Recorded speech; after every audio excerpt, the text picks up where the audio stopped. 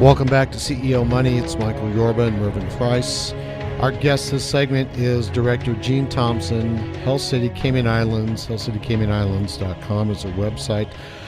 Gene, when we left off, we were talking about the procedures and what you're doing with the labs and how your advanced technology is working out with your hospital. But you're in a development stage. You're growing and you're expanding.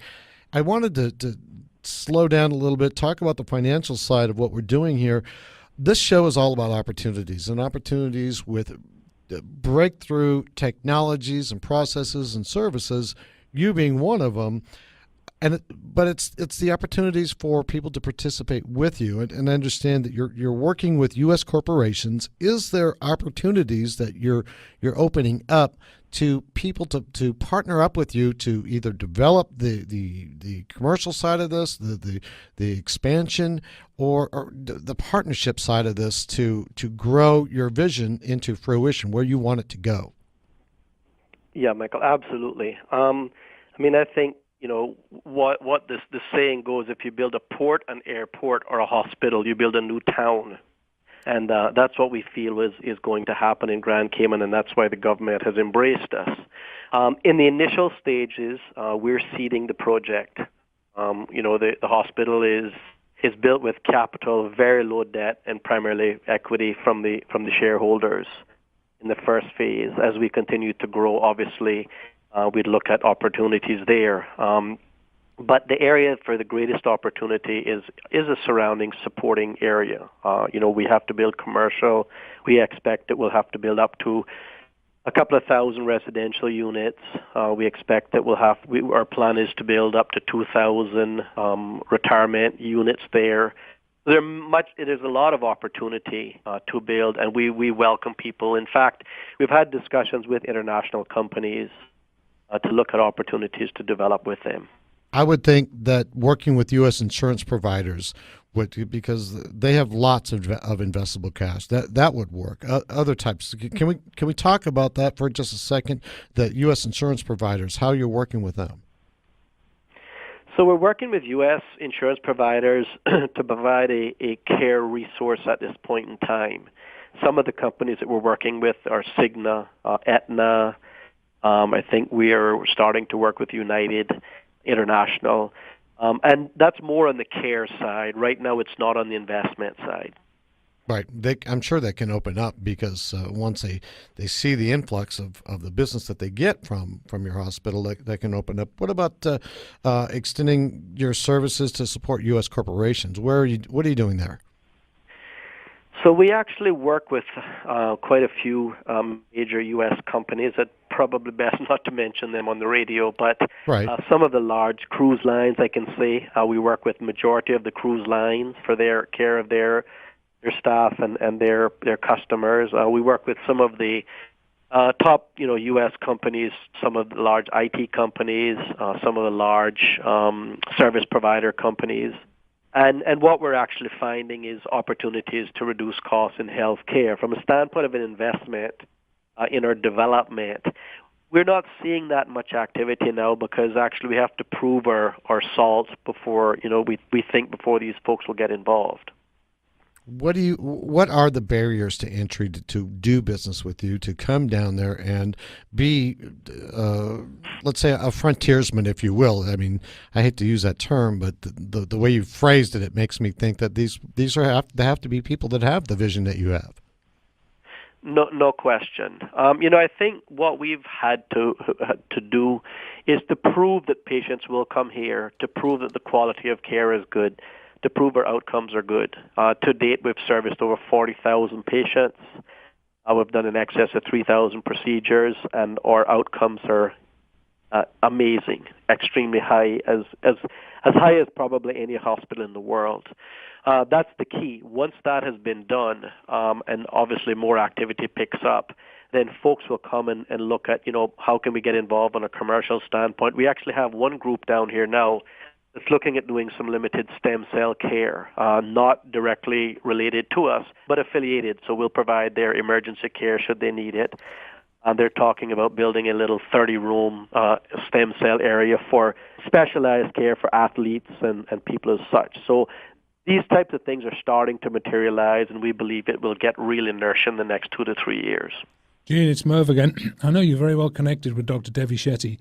He has hospitals all over the world, but he's predominantly in India. I'm just asking the question, have you ever been to India? Have you ever met Devi Shetty or gone to any other hospitals and looked at them? Actually, Marvin, I just came back from India a few days ago. And, I go there to get inspired. And what you see there is amazing. He has 39 hospitals. In his main hospital, he has about 3,000 beds. And the day that I was there, they serviced 4,500 patients and did 41 open heart surgeries, something at a level that I don't think any other hospital in the world can do. So I've been there. I've seen what they do. And it's pretty amazing, frankly. They're actually like us. They're a JCI accredited hospital, which in the U.S. is JCO. We're JCI accredited, and the things that they do in India are at that very highest level. Well, Gene, let me bring something else up. When I toured the hospital with you, as you were completing it some years ago, moving in, you are already doing a great deal of charity work for children from around the Caribbean nations who otherwise would have died. Tell us a little bit about what you do there. Wow, Mervyn, that's my passion. We in every hospital that Dr. Shetty opens, he actually works with a foundation that was started by one of the partners, Harry Chandy, called Have a Heart. And to date, Have a Heart has done over 12,000 free or subsidized heart surgeries for children in India and that region. To date, we at Health City have done, I think, if I'm not mistaken, 239. Our goal is to do 200 this year. So, that's since we started, we've done 239. Our goal is to do 200 a year.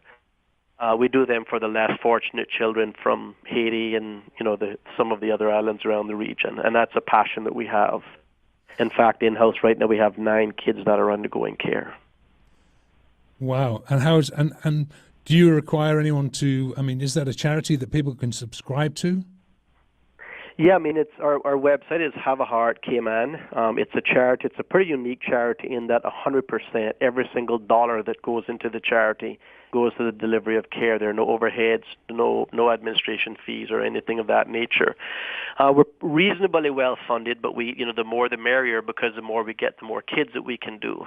But we do kids from all over the world. We're agnostic to religion, to color, race, sex, and we also take any case that, in fact, we take most cases that are rejected in the region. So the things that are not able to be done in many of the other hospitals, we will take. It's Michael. Let me ask you a few things. I want to get into the milestones that you're happy with and your goals, where you see this going, and the milestones that you're looking to accomplish. We've got about a minute and a half, 2 minutes left on this segment. So, Michael, if I had to be honest with you, we're probably about a year behind our projections or initial business plan, but we're rapidly ramping up. Our milestones now are to expand our services, to expand the hospital. The next area that we want to do is to build a cancer center, a comprehensive cancer center for the Caribbean region. That's something that we'd like to get started late next year. And then with that, we would add about another 250 beds.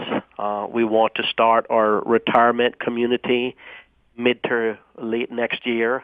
Again, that's a 10 or 15 year project. And then we want to start our supporting infrastructure, commercial, residential, residences, again, about middle of next year. So those are kind of our milestones. That's what we're working towards. In fact, next week our master planning team is on island for us to set that up and to set our pathway forward. Perfect. All right, Gene, I want to thank you so much for being on the show. It's been a real pleasure. Please, for those in the audience, whether it's a medical issue or it's an investment issue, how do they reach out to you? They can just go to our website, Health City Cayman Islands, or they can go to me directly, which is gene@thompson.com.ky. Gene, Gene, at thompson.com.ky, and they can go directly to my email. Great. Gene, thank you. It's been a pleasure having you on the show. Thank you, Gene. Thanks, Michael. Thanks, Mervyn. Appreciate it. You're welcome. You've been listening to Gene Thompson, Director of Health City, Cayman Islands, on CEO Money with Michael Yorba and Mervyn Price.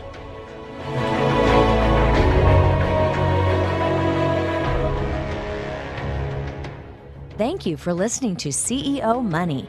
If you would like to be a guest on our show or know someone who should be on our show, please contact us at info@wfn1.com or our website, wfn1.com. If you would like to reach any of our guests, please visit us at wfn1.com. Join us on Twitter at WFN Live or our Facebook page at WFN Live. We will be back tomorrow with more great interviews and ahead-of-the-curve information you just can't get anywhere else.